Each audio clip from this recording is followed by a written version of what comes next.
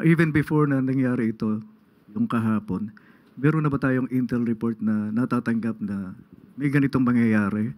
And nakuha ba sa intel report na may plano talaga lusubin ng Malacanang? Yes.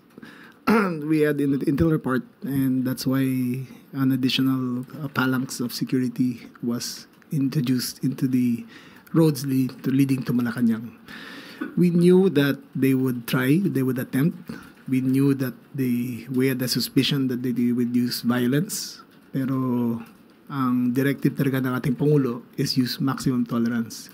We will not allow anarchy to prevail over the government. So, ginawa namin ang lahat at nagtagumpay naman yung plano namin.